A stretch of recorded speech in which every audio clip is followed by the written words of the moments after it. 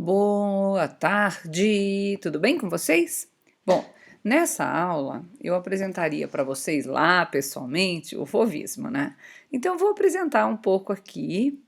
Claro que existem vídeos, eu vou indicar alguns vídeos para vocês assistirem, se vocês tiverem tempo para isso, mas de qualquer forma, tudo aquilo que eu acho de mais importante no fovismo, eles estão dentro do tema que vocês precisam sim ler, né, nas indicações que eu dei daquele livro que se chama Isto é Arte, né, que eu acho bastante importante, é um livro que vai ajudar vocês em qualquer vestibular.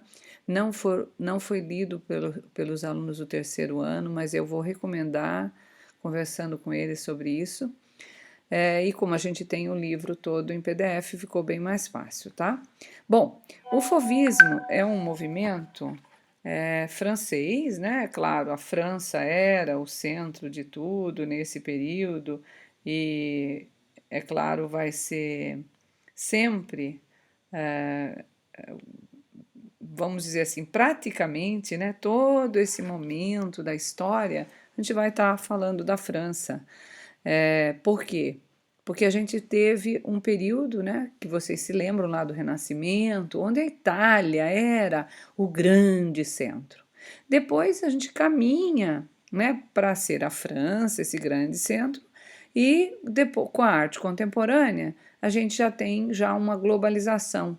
Então fica um pouco mais difícil você ter uma central. Mas quando ela termina lá esse processo, principalmente é, esses grandes acontecimentos franceses, a gente vai ter um período onde a gente vê o crescimento da arte nos Estados Unidos, porém por artistas que foram para lá, né, que eram de outras nacionalidades e foram para os Estados Unidos. Bom, então vamos voltar para o fauvismo. Nasceu em Paris, né, início do século XX, 901, 908, e está caracterizado pela expressão pictórica, pela pintura da cor, a ideia da cor. Foi um movimentinho bem curto e o seu principal representante foi Henri Matisse. Por que tem esse nome, né? Veja bem, do francês As Bestas Selvagens. Tem esse nome porque no local dessa grande exposição que todos os artistas desse período fizeram, que é chamado Salão Autônomo, existia ali uma escultura clássica acadêmica de um menino e toda a volta desta escultura estavam esses quadros muito coloridos. Então ele vai dizer que lembrou uma obra de Donatello Entre as Feras, né? De um título aí bem depreciativo. É claro que também houve escândalo do público quando viram esse tipo de obra. Que obra que não tem preocupação nenhuma com a forma, né? O que interessa é o uso das cores. E não faço mais aquela gradação, aquela passagem. O que é essa gradação? A passagem de uma tonalidade para outra. Não interessa mais. Por quê? Porque para esses artistas, a cor é que delimita os planos. É a cor que vai criar a perspectiva, vai modelar o volume, tá?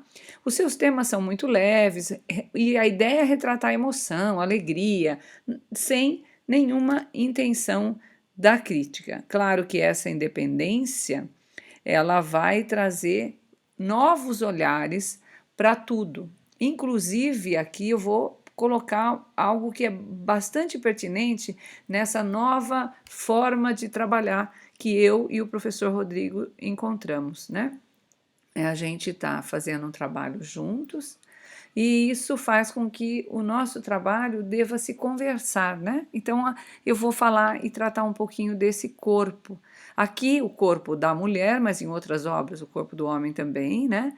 É um corpo que não está dentro de uma regra, dentro de um cânone, né? Que a academia propunha. Um corpo dentro de uma perfeição.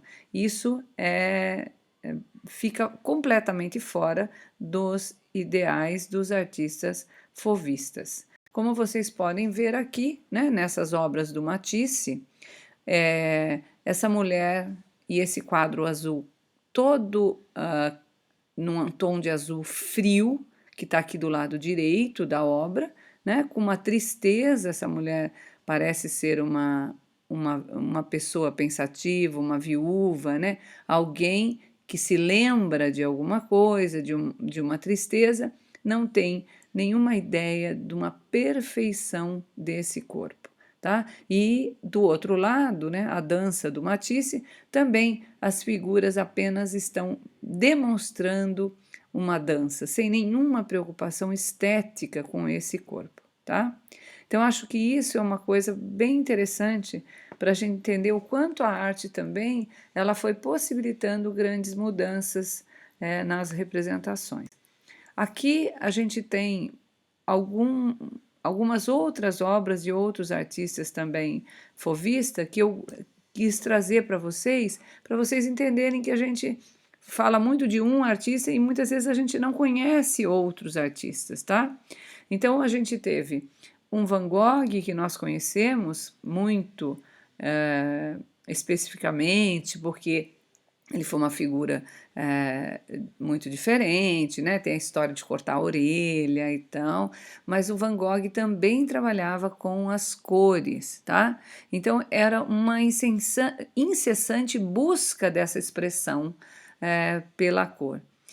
Então, você vai ver, por exemplo, um Gauguin, né, um próprio Matisse, um Paul Cézanne, que também está incluído nesse movimento, rejeitando não só o império da forma e o ditado da academia, mas também os preceitos impressionistas que tinham acabado de acontecer.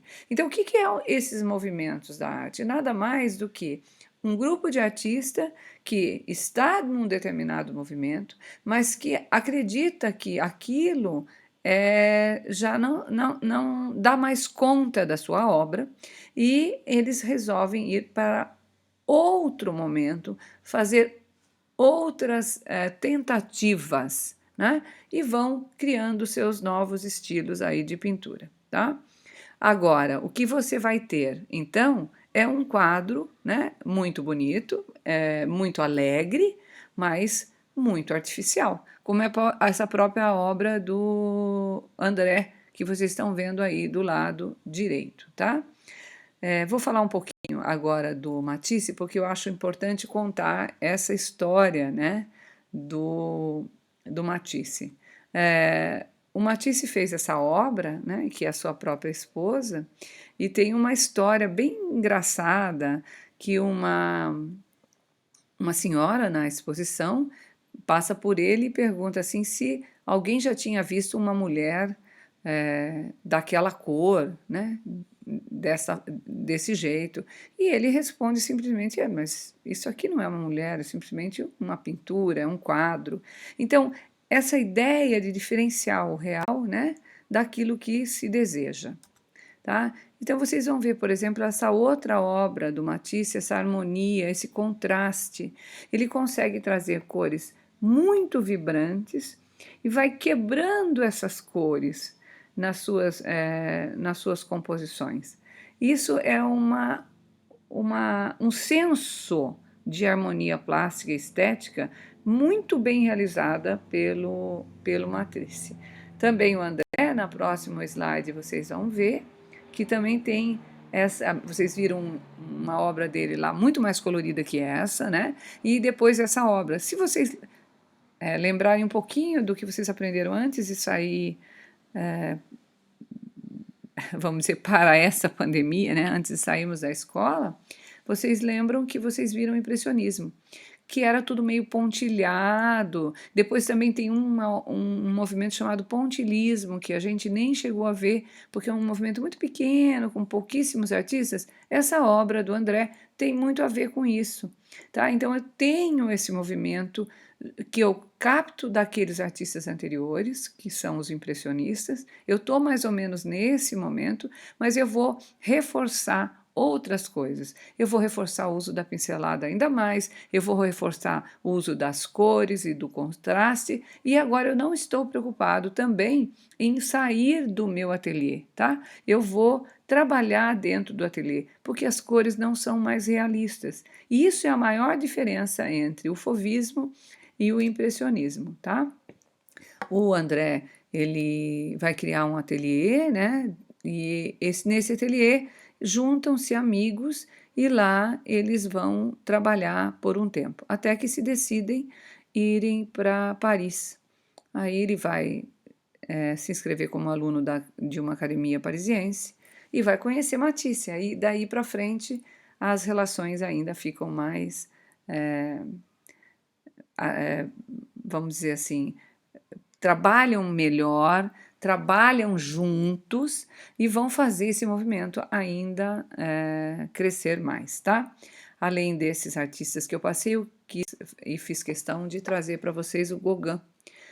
O Gauguin é um artista que foi muito amigo do Van Gogh, eles até moraram na mesma cidade, até que se desentenderam, e o Gauguin resolve ir embora e sai desse meio artístico para uma ilha que ele mesmo dizia paradisíaca, tá? Ele vai embora e lá ele vai começar a desenhar as mulheres principalmente e a natureza desse espaço. Agora sim, a gente volta com um corpo feminino muito mais idealizado, né? Esse corpo sensual e idealizado que o artista coloca, né? Como a obra Duas Moças com Flores, aqui do lado direito, né?